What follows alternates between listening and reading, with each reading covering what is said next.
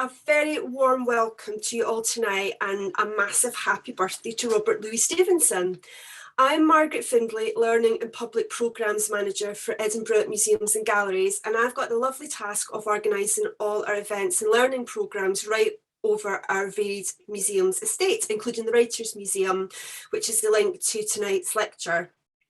Every year I develop a programme to celebrate RLS Day, linking in with our lovely Writers' Museum. And we've had events running all weekend, and you may have gotten to the Writers' Museum today if you're local to hear readings yesterday by members of the RLS Club, and we had musical performances today and some family art at the City Arts Centre. So I'm delighted to welcome our speakers tonight. It's always fascinating to get a new perspective on Stevenson, who remains one of the most influential Scottish writers of our times. So I'm delighted to welcome Shari and Simon tonight. Shari Sabetti is reader in Arts and Humanities Education at Murray House School of Education and Sport at the University of Edinburgh. Her research focuses on the intersection of education, art, literature and literacies across a variety of contexts, including museums, schools and publishing. In her work, she pays detailed attention to the creative practices and experiences of artists engaged in processes of adaptation and reception. She's the author of Creativity and Learning in Later Life, an ethnographic exploration of museums education focused on creative writing in response to art works in the National Galleries of Scotland, along with Professor Michelle Keown. She has worked on a number of projects exploring art and education in the Pacific region over the last few years. On to Simon. Dr. Simon Grennan is internationally acclaimed graphic novelist, scholar of narrative drawing and British Victorian comic specialist. He is one of the originators of the Marie Duval Archive, establishing 19th century cartoonist and actor Marie Duval's place in the canon of comics artists. Simon joins us tonight as one of the team of 3 scholars from Chester and Edinburgh and partners from Samoa, Hawaii and Scotland, considering the Pacific writing of Robert Louis Stevenson. Among other things, he will be making a new graphic adaptation of one of Stevenson's Pacific stories, The Beach of Falisa. So I'm absolutely delighted to welcome both our speakers tonight. Simon and Shari, over to you. Thank you, Margaret. I'm just going to share my screen.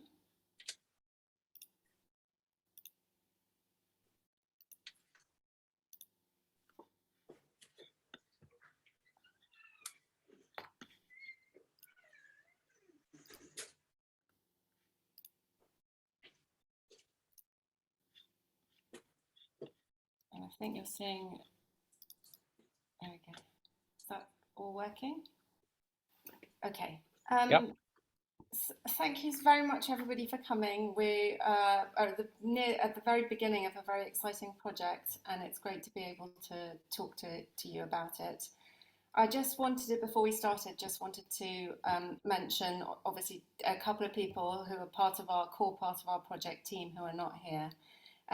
Professor Michelle Keown, who is at the English department at the University of Edinburgh, is leading the project, and Simon and I are co-investigators. She's a professor of Pacific and post-colonial literature, and unfortunately she wasn't able to join us today because she's recovering from an operation. But she's going to be back working on the project in early December. And another important member of our project team, who's not represented here, so you won't see her in any of the photographs because she joined our project a little late, is a brilliant young scholar of post-colonial literature and remediation called Dr. Alice Kelly. So she's the postdoctoral research fellow on our project.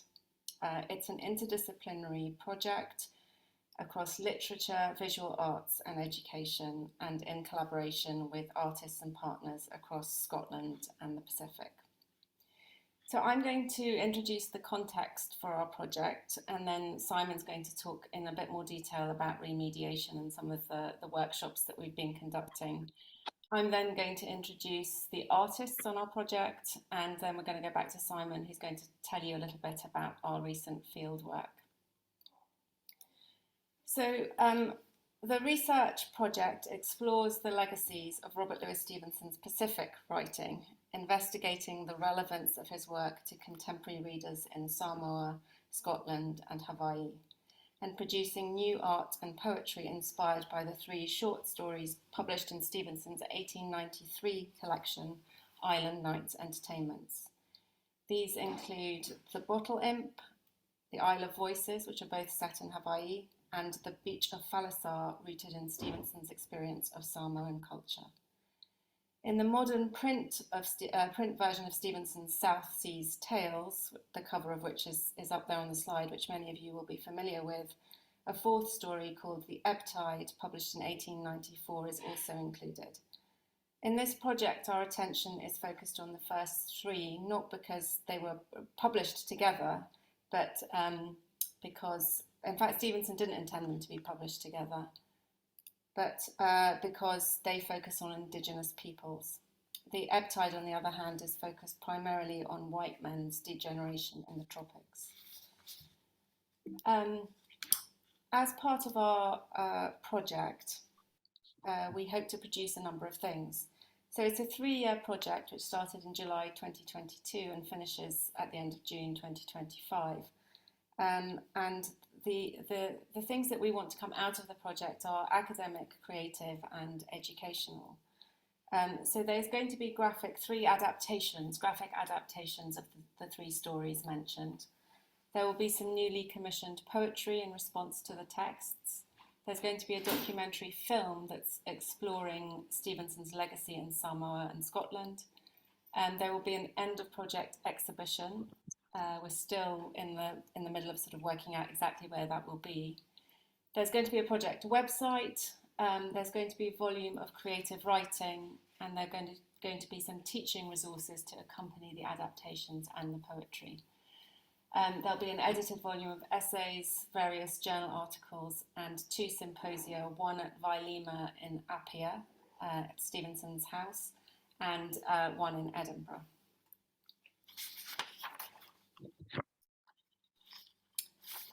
So Stevenson undertook 3 Pacific voyages in 1888 to 90 after being commissioned to write a series of travel articles for syndication in American and British newspapers, following his success with Kidnapped and particularly Jekyll and Hyde.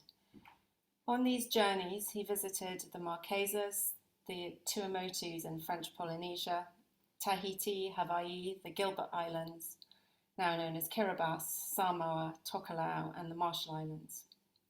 By 1890, Stevenson's deteriorating health, he had pulmonary problems that produced symptoms similar to tuberculosis, prompted a decision to settle permanently in Samoa, which is where he went on to write these stories before his death in 1894. On our recent trip, which Simon will talk about in more detail later, we visited 3 Hawaiian islands, Oahu, Hawaii, the Big Island, and Molokai. We also followed Stevenson to Tahiti, in particular the port of Papaete, and then onwards to the Tuamotus and the atoll of Fakarava.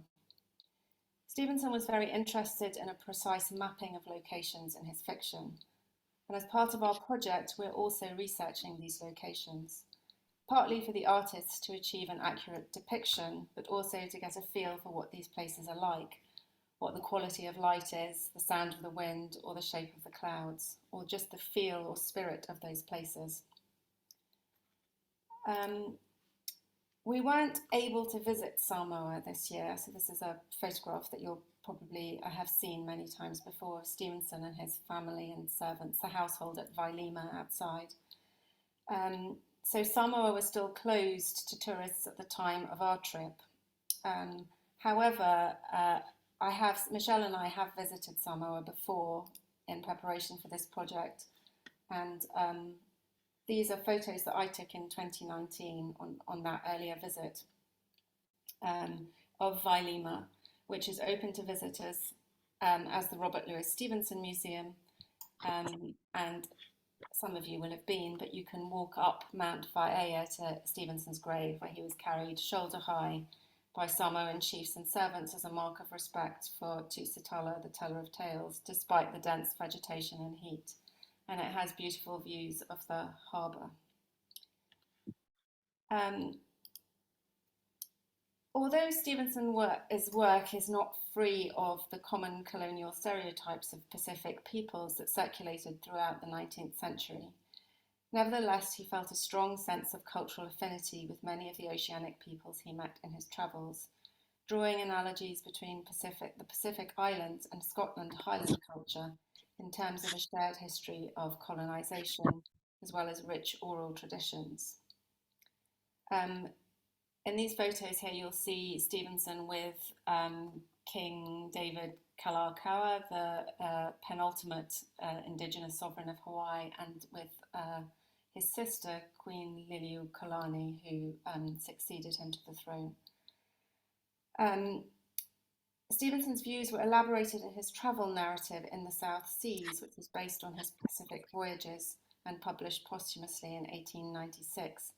And he offered a sharp critique of British, German, and American colonial interventions into his adoptive country of Samoa in a footnote to history, which was published in 1892.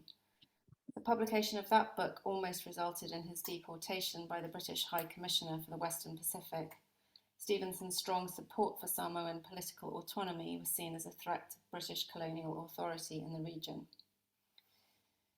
Within this context, it's significant that the Bottle Imp, like the Isle of Voices, features Indigenous Pacific central characters, including intelligent women who engineer the resolution of crises affecting their husbands. Indeed, all three stories feature strong female characters. And they blend Indigenous and Western storytelling traditions in a manner that was intended to appeal to Indigenous Pacific readers as well as Western ones. So the Isle of Voices draws on legends that Stevenson was introduced to by King Kalakaua, and the Isle of Voices also indexes the global capitalist dynamics that undergirded the loss of sovereignty and led to Hawaii's annexation by the US in 1898. So one of the characters in that story, Kalamaka, his name is a fusion of Hawaiian words meaning dollar and death. And he meets his downfall partly as a result of his appetite for luxury goods from the West, including tinned salmon, gin, and European furniture and art. So there are a number of reasons why Stevenson is an interesting figure to us and at this particular moment in time. Firstly, his interest in intermediality. So we are interested in the variety of forms of documentation that he himself produced during his time in the Pacific, and the interrelationship in particular between visual cultures and his own creative writing. In other words, Stevenson himself had an interest in the mediation and remediation of stories, impressions, and experiences, and these took multiple forms. Secondly, in the context of moves to decolonize curricula and educational institutions around the world, Stevenson is a valuable focus of inquiry. Whilst his writing still upholds some colonial stereotypes of Pacific peoples, his respect for Pacific peoples and support of Indigenous sovereignty movements at key historical moments when the Hawaiian and Samoan islands were about to be annexed by the US and Germany set him apart from many of his contemporaries. And thirdly, as a Scottish author who is regularly taught and read across the world, although these stories aren't particularly well known, this project provides an opportunity for a re-engagement with Stevenson, particularly these lesser known Pacific stories, by contemporary audiences and younger readers, both in the Pacific and in Scotland. So I'm going to hand over to Simon, who's going to speak a little bit about the details of remediation and some of the workshops he conducted this summer. Thank you, Shari. I don't appear on screen because I'm not in control, but that's a good thing, I think, for you. So I'll be speaking, and my slides will be there, and Shari will also be appearing continually. So hi, welcome everybody. Thanks for coming. I just want to talk a little bit about the way in which verbalizations and visualizations in these stories produce ideas about different types of experience and different types of people, both in the past and in the present. And so this keys really into what Shari was saying about the outputs and interests of our project with partners who are could be described as very unlike each other. And so there are 12 partners, institutions and people in the project, and we represent and hold different life experiences, have had different life experiences, and have different points of view and different types of ideas about things. And that's one of the reasons why we've got the team together in the way that we have. So next slide, please, Sharon. So really one of the questions for us all in the project is what values guided and guide verbalizations and visualizations in these stories, in Stevenson's stories. And these are some examples of illustrations to editions of some of these stories. The editions are English editions. Obviously, Stevenson was writing in English, although he dipped his toe into various into publishing in other languages. And so you see that the idea, particularly, for instance, not the bottom right is a very curious image to have of the Pacific, of who knows what that quasi-Greek neoclassical figure is doing on the cover of a book about experiences in Polynesia. And so what we find is, Shari, what are you doing? Are you out of control? You're on mute as well. I'm trying to keep control of my monologue here, and the crikey, it's good. Anyway, so one of the key things that is apparent to us about these productions, of which these are some examples, is keys in with Stevenson himself in terms of his experience as a writer and what he was doing in producing these works and the works that he produced before. And Stevenson was very conscious of his market or markets.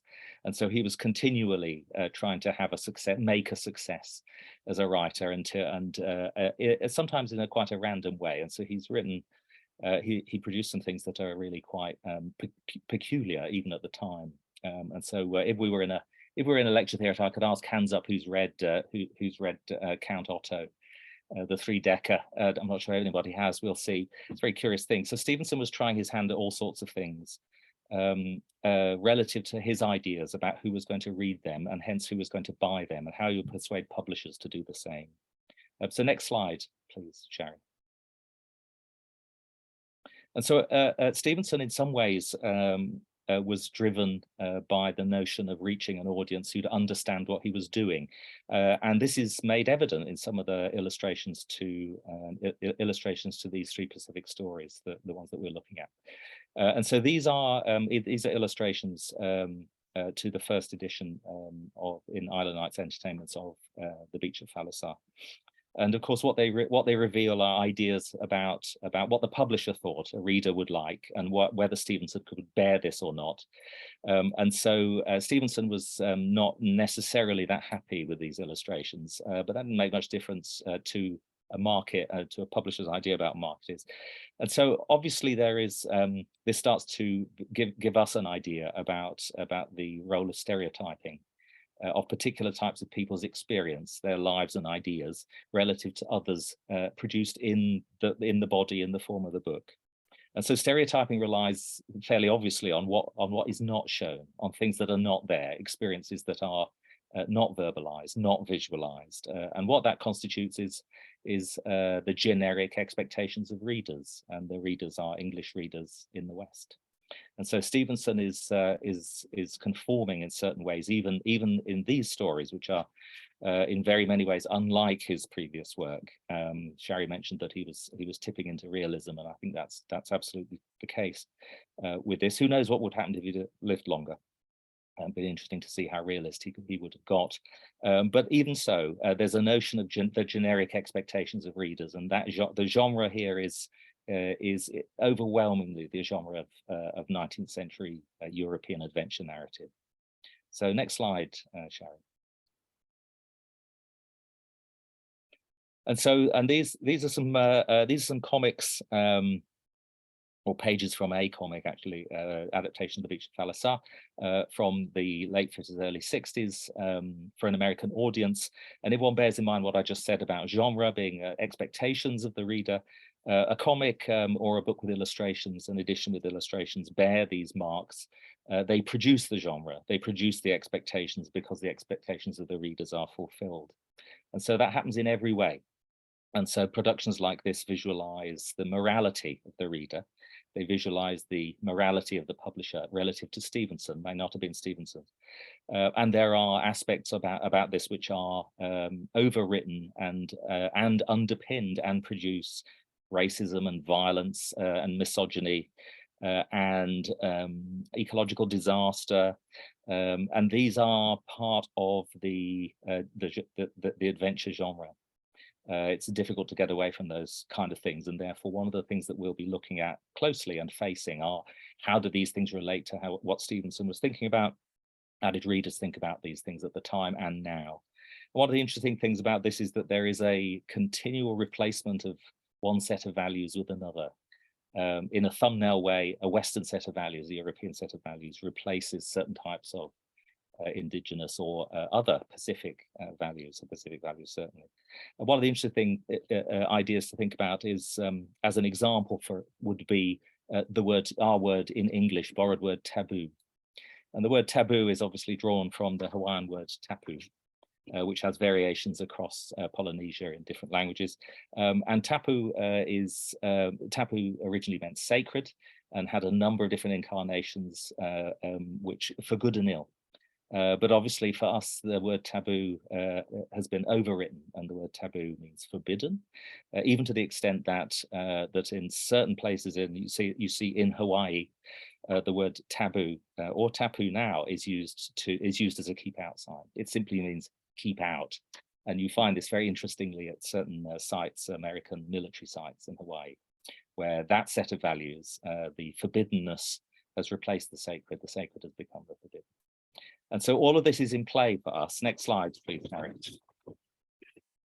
And so what we find in these adaptations, for instance, that I've been showing you of Stevenson's stories into other media, is the absence of relativism, is the play on generic expectations or the fulfillment of generic expectations. And of course, what they are about are to do with the relationships that are power relationships between the adapters, the audience, the publishers, Stevenson's readers, Stevenson himself, and the people who are have inspired the characters that he uses in his stories.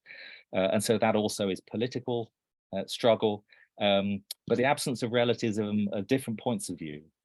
Although Stevenson's not that, Stevenson provides more nuance than maybe other adventure narratives or even other realist narratives.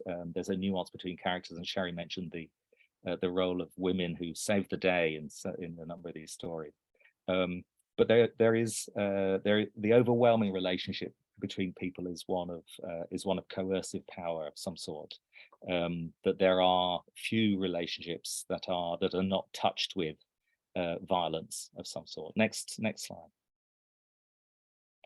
And so we come back to this kind of thing. I mean, this is an extraordinary cover. This is a comic book adaptation from the very famous Classics Illustrated series, which is an American comic book series meant to introduce great writing to child readers, but through comics.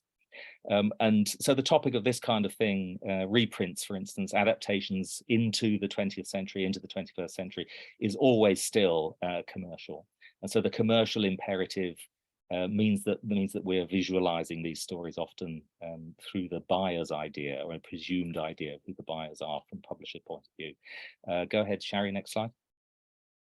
And that's even the case with your posh editions. You know, this is a literary edition by the Folio Society, and I'd claim it's little different in its approach to broadly to the range of things that we've looked at in comics, and that was obviously a TV show, a couple of ideas before, or book illustration. It all belongs to the same notion of this type of relationship between Stevenson, current readers, and the notion of who's reading and what their ideas are about. So one of the things that we've been aiming to do is to explore those things and in some way to test them out. And so next slide, Sherry. So I just want to show you a couple of things to end this section, which are a description of workshops or a workshop in particular that I ran with students at Robert Louis Stevenson High School in Honolulu, who are from all sorts of different types of places, and so the heterogeneity, cultural heterogeneity of current Honolulu is very, very wide. It's very broad indeed. So the kids come from all sorts of places and have all sorts of different types of family histories and life experiences. And so yeah, we ran this workshop with a club and with a school in Hawaii, the Robert Louis Stevenson High School.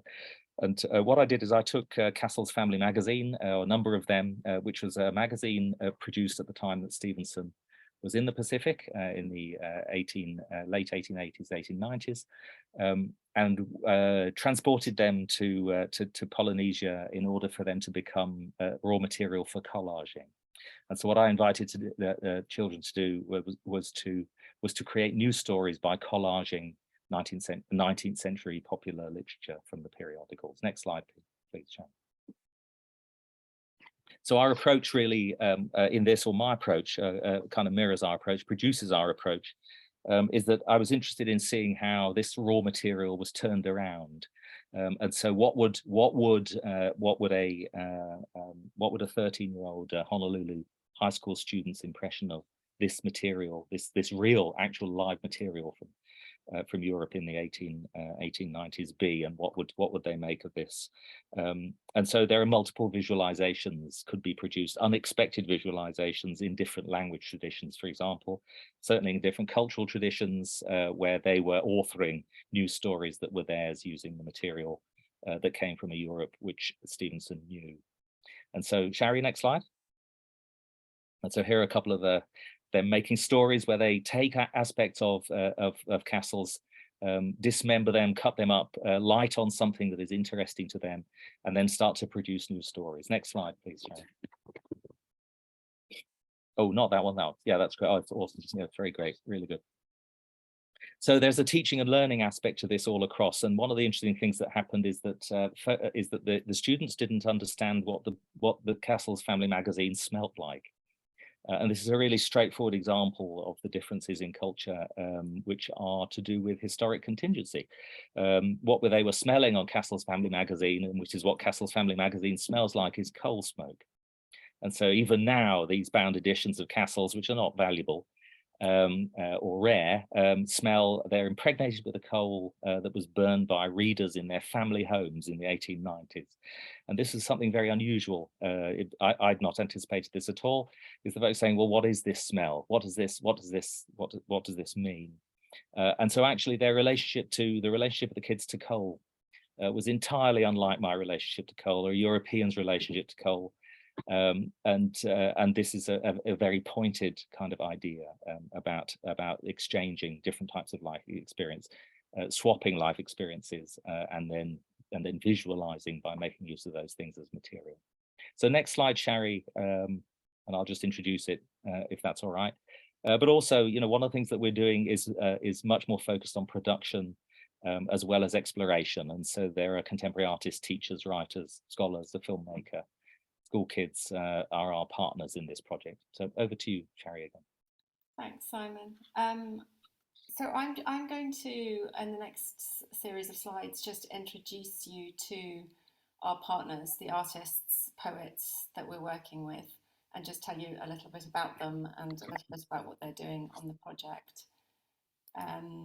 So the first is Solomon Enos, and he's a native Hawaiian multimedia artist. He's an illustrator, a painter, mural artist, and a graphic novelist. And he has a particular interest in Pacifica futurism, so you can see a couple of examples of it there. He's undertaking research and adaptation of The Bottle Imp and The Isle of Voices, the two stories that are set in Hawaii and in French Polynesia. And he considers it important at this stage anyway. So one of the things I'm doing is I keep talking to the artists at different points during the project. At this point in time, Solomon is intending to set his adaptations to keep their late 19th century settings. He's very interested in the sort of the culture of Hawaii at that particular time. And Solomon's also an artist that Michelle and I have worked with before on two previous projects. Next, we have No'u Revia. She's a native Hawaiian poet, performer, educator, and activist. She teaches creative writing at the University of Hawaii, And she is doing, like Simon, she's doing workshops with the children. You can see photos there of her speaking to Solomon and doing workshop with students at the Robert Louis Stevenson Middle School this summer. And she did a workshop with them, going back to what Simon was saying about the words and what they've come to mean, so the native Hawaiian words. Her workshop was around the word aloha, and she taught them how to write an ode, which was it was an aloha ode, she explained to them that odes were about things that you loved, and she connected that to aloha, which is a word that has been turned into a sort of almost meaningless tourism sort of motto, and she kind of reclaimed it, I suppose, back in terms of its original meaning as breath, spreading love and fellow feeling. So that was really lovely to watch. Next, we've got Dan Lin. Dan is a photographer and a filmmaker with Samoan ancestry. He works with Indigenous communities around the world, and he focuses on enabling stories about the impact of things like climate change, post-colonialism, and globalization on cultural identity. He's also a regular contributor to National Geographic and a crew member of the Polynesian Voyaging Society, and he's travelled around the world on the double-hulled Hawaiian voyaging canoe, the Hokulea. So there you can see photos of Dan and also 2 photographs that Dan himself took. And he's been with us taking photographs of various locations, but he's also going to be making the documentary film. Next, we have Selina Tusitala Marsh. Selina is a poet, illustrator, and academic. She is of Samoan, English, French, Scottish descent, and Tuvaluan descent. She's named after her grandfather, who in turn was named after Stevenson as Tusitala. And she's going to be conducting workshops with young people in Samoa and in Scotland in 2023. And she, and I should have said that No'u as well, will also be writing a poem in response to these stories. So Selina, I believe, is going to be writing a poem in response to the beach of Falasar, and No'u, I think, is planning on writing something about the bottle imp. And we're also working with Sina Sinavayana Gabbard, who's a poet, scholar, educator, and activist from American Samoa. And she also is going to be leading creative writing workshops in Samoa and Scotland in 2023, as well as writing a commissioned poem in response to Stevenson's work. Once these poems are written by Selina and by Sina, they will be illustrated by the Samoan artist Lalavai Paseta. And he's also going to be co-leading some workshops in Samoa alongside Solomon and Simon next summer. And I'll put you in, Simon. So last but not least, Simon is ideally qualified for this adaptation of Stevenson's Beach of Falasar because he brings his previous experience of adapting a 19th century text. So Simon adapted Anthony Trollope's John Caldergate into a contemporary graphic novel. He also brings the side of him that's a scholar, so he has a deeply impressive, to me anyway, scholarly knowledge of late Victorian material and literary culture. And furthermore, in Dispossession, his adaptation of Trollope, he paid particular attention to the British imperial context that informed Trollope's novel. And he represented the voices and stories of the indigenous Wiradjuri as a subplot. I'm going to hand back to Simon now so that he can tell you a bit more about our field work. Oh no, I forgot this one, sorry. Sorry, Yes. Simon. Last but not least, actually, are the teachers and students that we are working with on Honolulu, Apia, Edinburgh, and we're going to also work in North Berwick, so Stevenson-related sites. So these are, again, just photographs taken from the Robert Louis Stevenson Middle School. You can see at the top there, and the mural. Solomon was working on a mural with those students. In fact, that mural there that you can see, he kind of designed that as leis, so the kind of floral garlands that you're given in Hawaii. And he said that he had been reading some of Margaret Balfour Stevenson's accounts of her travels, and that it had inspired this particular mural. And the other two photographs there you can see are of the Robert Louis Stevenson School in Apia in Samoa, and that's a photograph of Michelle standing next to two students there in their school uniforms. So that will take you to your bit, Simon, sorry. Thank you, Shari. That's great. So this is the whistle stop bit. We're almost done because these are some travel photographs, and travel photographs. There's nothing more boring than travel photographs unless you've been on the trip. So these are some photographs that were made during our fieldwork in Hawaii and French Polynesia in July, and Sol and Dan and Shari and Michelle and I followed various routes of Robert Louis Stevenson that he'd taken on his very expensive heck no, it was a luxury schooner that he was traveling around on, by other means too, but a steam and sail, a coal and sail steamer. Schooner with velvet benches and glassware and crockery undercooked. And so we're following his routes by other means, and in particular looking for places that are mentioned in the stories or in the letters, and trying to place ourselves on the ground and on the sea where he was. And so first up, next slide, Shari. So this is the first up is Honolulu on Oahu. And I'll just tick off some impressions that were either that came from one or other of the group and that were topics of discussion. And obviously in Honolulu there's tourism, and then curiously, I'll come to this in a moment, there's Hawaiian nationalism, and overwriting everything there's the US colonial presence, and Pearl Harbor, as well as the notion of Hawaiianness as a tourist commodity. Next, please. And then similarly on Oahu, one of the curious things that struck us and was a topic of discussion, which is curious, and I'm going to put it in a particularly curious way, is the influence of ancient Roman values and practices. Shari's raising her eyebrows. And what I mean by that really is the impact and importance, the significance of Christian cultures in the Pacific. Christian missionaries, Christians of all different types, and Mormons. And so we visited the Polynesian Cultural Center, which is a huge Mormon-owned heritage business in the north of Oahu, which is funded by tourists, and is an extraordinary powerhouse of cultural production of Mormon values across the Pacific. It's a really extraordinary place.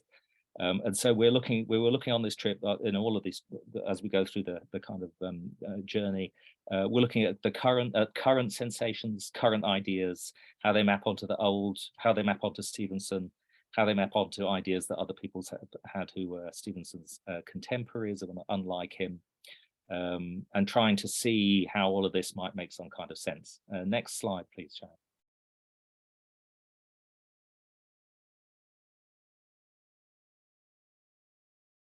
So we visited the Hawaiian island of Kona, and particularly this site, well, a couple of sites in Kona where Stevenson went, Hona Una'u, which is now a reconstructed Hawaiian ancient burial site, which was vanished, wasn't there except in parts, fragments when Stevenson visited. It's a royal burial site and sacred site, and it appears in certain ways in the bottle imp, and it was important for us to go there. And likewise, next slide, Shari, please. On Kona, yeah, we kind of managed to find, heck, maybe for the first time, maybe not for 100 years, the remains of a jetty on Kona at Ho'okina, where Stevenson stayed with a judge, a local bigwig, in a house which is almost certainly the inspiration for a big house that folks want to have, a desirable European big house of the 1890s in Victorian Hawaii, as it were, and that also appears in the bottling. And then next, please, Sharon. We also visited the island of Molokai, which is a Hawaiian island, which likewise is in the bottle imp. And Molokai is an island meant to be an island of magicians, etc. A magic island. But interestingly, in the present, Molokai is considered to be old-fashioned in Hawaii. And is also, there was very prevalent, very visible there, was a notion of Hawaiian nationalism, maybe, of independence, of a politicized kind of ecological practices which were being tested on this island, which are very strongly in evidence, and also an overwhelming historical fact of the colony at Kalawapapa, which was set up by a Christian missionary who wanted to support and treat people with Hansen's disease, which also appears in the bottle imp. Next slide, please, Sharon. And then, of course, there's visible Christian history from the 19th century all the way through into the current era.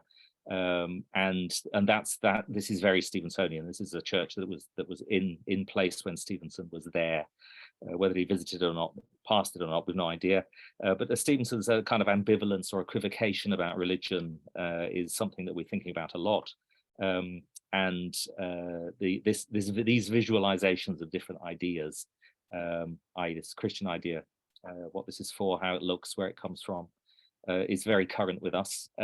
Next slide, please, Sharon.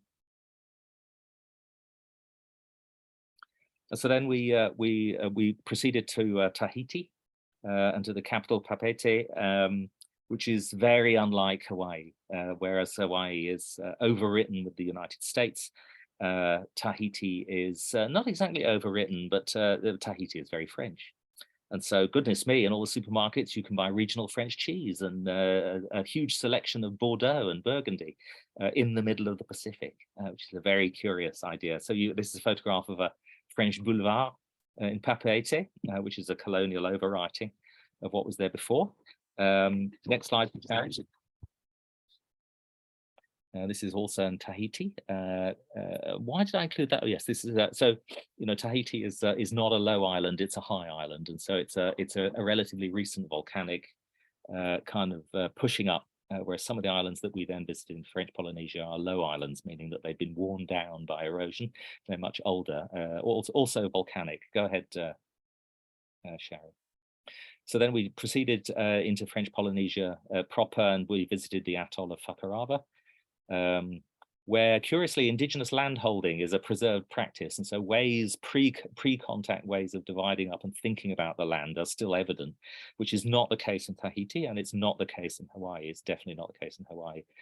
Next slide, please.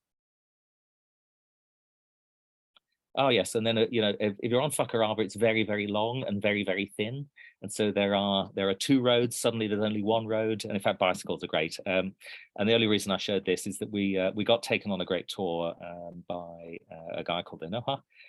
Met with him, and he was able to show. He'd done a lot of work and currently practicing with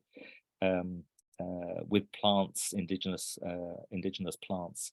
That have uses that are historic and current, where the uses stretch back into a pre-contact time, and he was able to describe various of these things, and this has a bearing on various things that Stevenson says about these atolls. Next slide, please.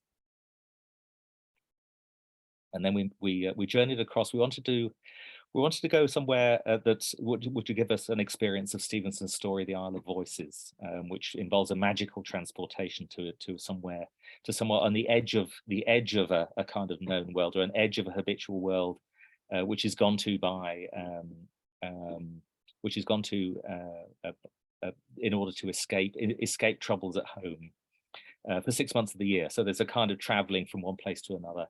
To the edge of a kind of known environment, and that's what we wanted to do. And we went to Tahoe, and Tahoe is not far from Whakarava, but it seems like it's a very long way. And the seascape there is overwhelming, and so reminds us, which I think Stevenson was also very aware of because of his luxury schooner, that the land is not the terrain, that the terrain is the land and the sea. In fact, the sea is the terrain. All of the danger comes from the sea. You can't get eaten really by anything inland. It's all out there. And so that's one to experience a little bit of that. And also, this is a place where shells turn into dollar coins by magic. So this place is a place where things are unnatural, where things can be turned things can be turned bad, i.e. shells to dollars. Next slide, please, Sharon. And then we were hosted in doing all of this by a fantastic family. I'll just leave you here with this couple of slides. The Anu family, and that means their family name is Rainbow in English, which is just such a glorious, fantastic name. And they actually are holders still of land use for coconut farming, so planting, development, and also sustenance living in terms of fishing and food and sustainability. So they're kind of things that practiced in the past have come into the present, which sit along how they make a living from tourism, fishing, and so this is an interesting combination of them generationally doing all of that. Next slides, please, Shari. Yeah, and so here they are, some of the family and us on Tau after we've been over, no, on Whakaraba after we've been to Tau. And so we're next. I should leave us in a bit to questions. We're all working on the practicalities of adaptation, but also thinking about what all this stuff means. Sol and Dan are coming to Edinburgh and to London in December. That's how we'd arranged it. We go to the Pacific in July, and they come to Scotland in December. Of course, the weather is exotic to them in the true sense of the word, as the weather in the Pacific and everything in the Pacific was exotic to us in the true sense of the word. So that's going to be very good. And then next year, we're working on a lot of ideas about points of view and about how we represent things together, and how we look at Stevenson's legacy in terms of the present as well as the past. And next year, we're planning to travel to Samoa. Thanks, Sharon.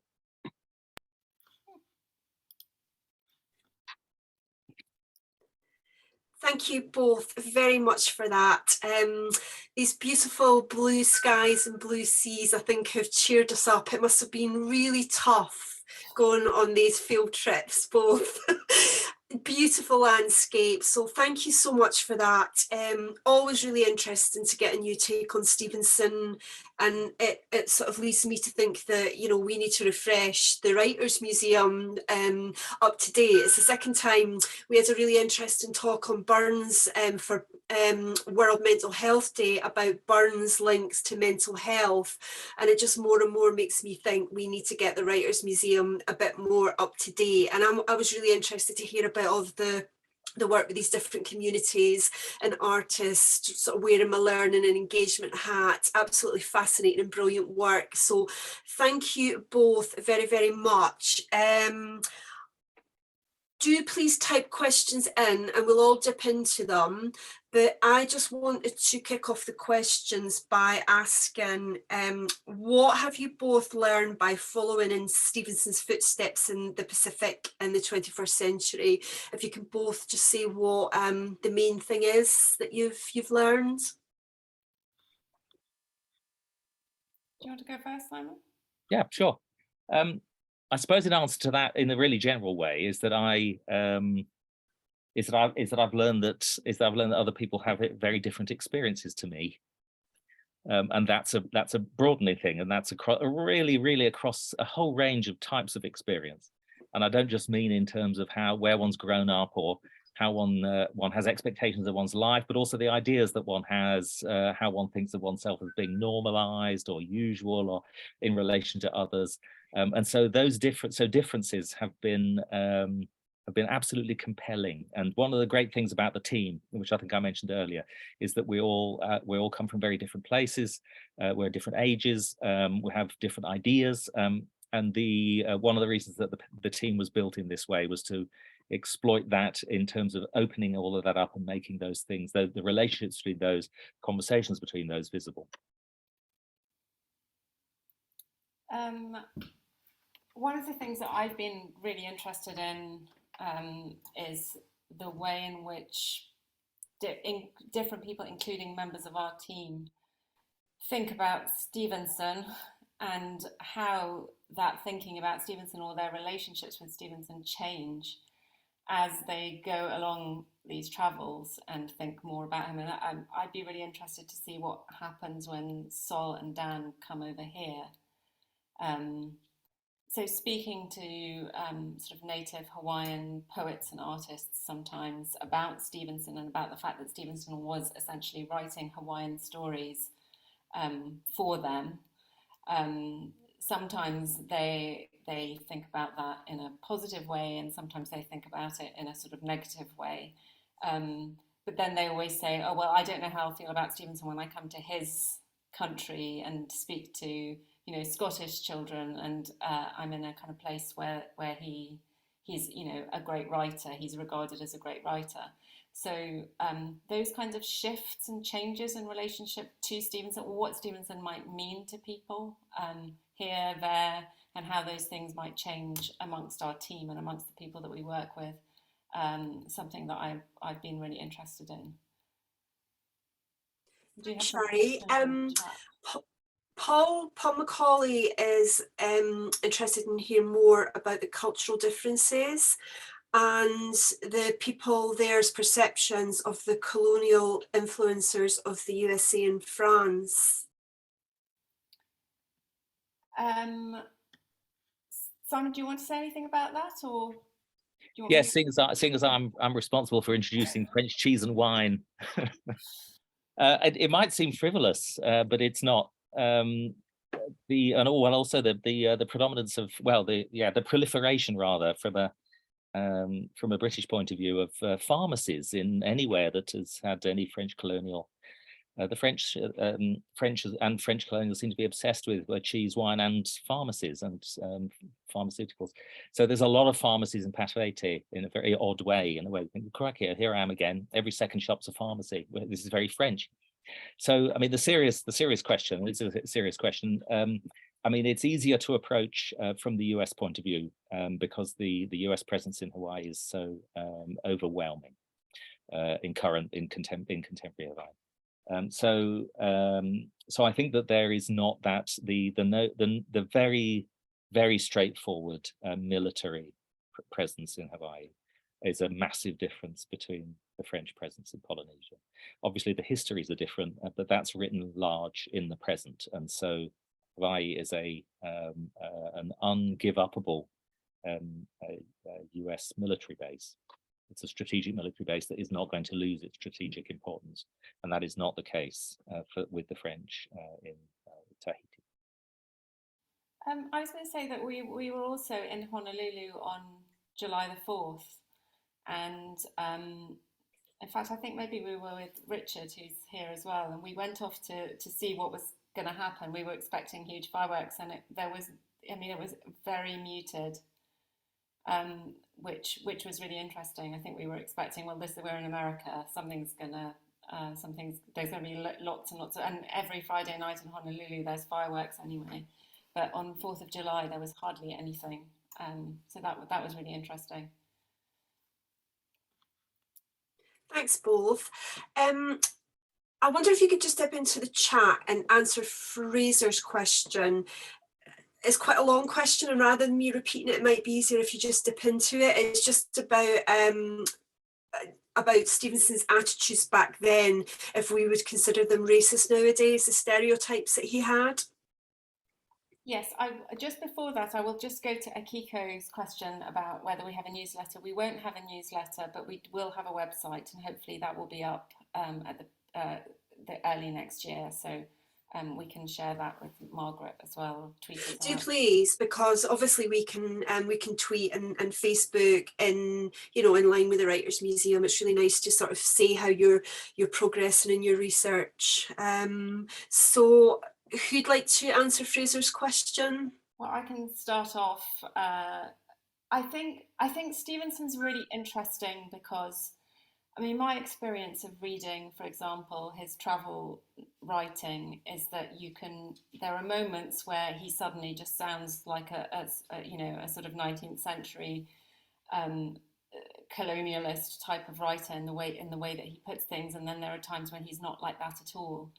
So I think, yeah, to answer your question, yes, sometimes he has attitudes that we might now consider to be racist in terms of the way in which he writes about or talks about some of the Pacific Islanders, but at other times he seems to complicate that and he's not be like that at all. So in that sense, I think he's profoundly ambivalent, and perhaps his own, perhaps he was changing, he was becoming a changed person. So I think in that way he's very interesting, and Simon probably have some thoughts on this as well. Yeah, I mean, I agree. I think one of the curious things, something curious happened between the writing of the Beach of Thalassa and the writing of the Ebb Tide, and so the central white trader in the Beach of Thalassa, well, is a really interesting representation of a kind of working class Englishman who's abroad to take opportunities, and has found himself who is himself kind of unempowered by his social position at home, dreams of various things at home, which he might be able to grasp having been to Polynesia and come back again. And this obviously doesn't happen. But he's this character who Stevenson seems to be very, very ambivalent about. But sometimes he has he displays a very 21st century moral compass, and others a very 19th century moral compass for a white colonizing guy who's a postmaster, a trader. But then in the Ebb Tide, it's a disaster. The colonial presence, the people, and this is the characters, either white characters, are disastrously without moral compass. And so there's this really curious. I mean, the Ebb Tide is a book about white folks. It's not about white folks and their colonies. It's not about colonial peoples at all. And that's not true in the three stories that we're looking at, where Pacific people have lots of agency, and their culture is very apparent, and the ways in which their culture might or might not interface or bump up against white culture and colonial cultures are very apparent. But so there is this kind of development into a kind of disgust in the Ebb Tide that Stevenson seems to have for the decadence and the destruction that is the result of these types of relationships being repeated and repeated, our colonial relationships.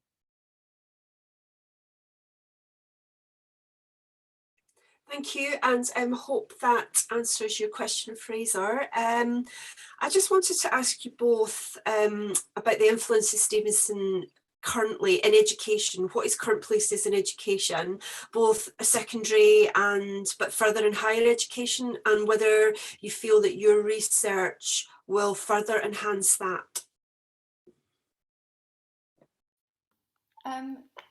I can speak to Stevenson in terms of sort of school, I guess, just from my own experiences of having been a teacher in Scotland and working with teachers.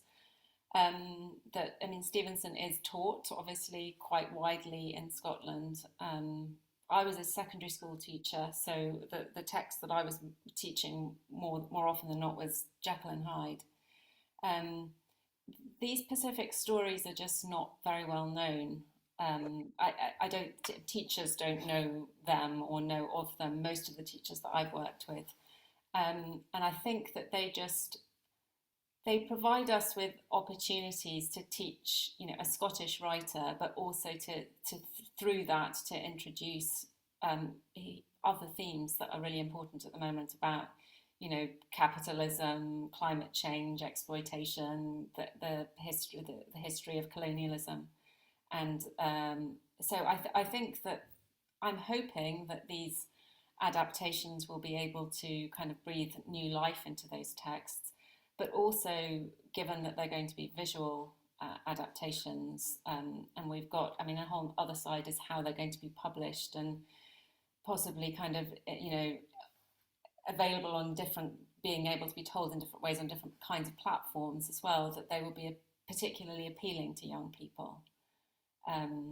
But also, I mean, it was very important for us to have Indigenous artists working with us so that they were able to respond to these texts in their ways as well. And hopefully all of those voices will come out in the adaptations and in the poetry as well. Okay, that's brilliant. Thank you. It's gone after 8 now, so we have got one last question here, and it's just it's sort of slightly expanding on that, asking if Stevenson drew on ideas of Scotland and Scottishness, for example, oral culture, ballads, clan histories, when writing about Indigenous cultures.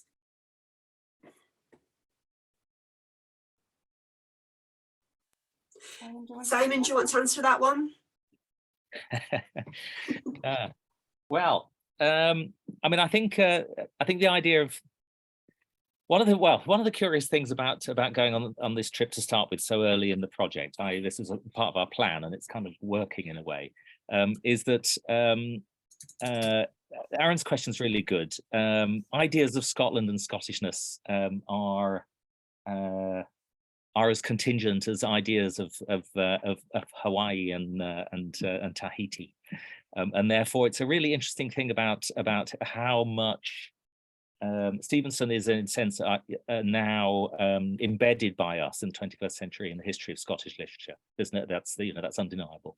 But when Stevenson was writing, I think that was not that was just another lever for him to pull amongst all sorts of levers. And that my reading of Stevenson is always it always has this undertow of commercial. He's always trying to have a hit, and it seems that he's not somebody who's dedicated to a vision. He'll change this, he'll do that, he'll try anything in a sense in order to reach an audience. And placing the idea of Scottishness seems to me to be part of Stevenson's armory in attacking the potential audience, which is an interesting way of I know it's an odd way of putting things, and so that's always there. So it's something that's always available to him self-consciously, I think, at the time, in the late 19th century, I think, yeah, for him. But whether that's a lever that he pulls in these stories, I'm not sure. Okay, and Dennis, okay, Dennis, you have your hand raised. I've just direct messaged you in case you have a burning question to ask. Do feel free to unmute yourself if you've got something that you want to ask. Not ask so much as just to add another dimension to, I think, this wonderful work that you're doing. I'm a Jungian psychoanalyst and an eco-psychologist. And just before your presentation, I did 3 hours with the Chicago Jung Institute on eco-psychology. And what we're trying to do is get the world of psychology interested in the environment. And eco-psychology arose as a way of bringing psychology into that domain. And one of the premises of eco-psychology, one of the role models we have for connection to the environment are the indigenous cultures. So that's one thing in the field of psychology that we've been working on. And I think that's a dimension of the work that you're doing, which is really interesting. And I hope you can inculcate that in some of your teaching. And the other aspect in like Jekyll and Hyde is one of the brilliant thing about Stevenson's writing there is he didn't make it clear what the dark side of Mr. Hyde was. So that means that any culture is going to project their dark side into it. And it's kind of what's happening in some ways with the work that you're doing. So thank you very much. This is a really interesting presentation. Thank you, Dennis. Really interesting. Thank you. And thanks also to Erin, who is joining us from New Zealand. We truly have people from all over the world tonight in this Zoom call, and Erin is just thanking us as well, and it's assisting her in her teaching in New Zealand with her students. So absolutely brilliant that you know, I think so many people are benefiting from what you're doing, and I think we're all really interested to see where you're going to take it, because it's an ongoing process and you've not finished. So it might be quite good to reconvene at some point for RLS's birthday another year and just see all of the outcomes and outputs from your research. So thank you both so much tonight. We could talk about this for a lot longer, but I think it is time for us to wrap tonight. So thank you both, and thank you for everyone who's joined us tonight, especially from all the far-flung places in our world. So thank you very, very much. Have a lovely evening, and we will see you all very, very soon again. So thank you, and good night. Thank you. Good night. Good night. Bye. Night, night.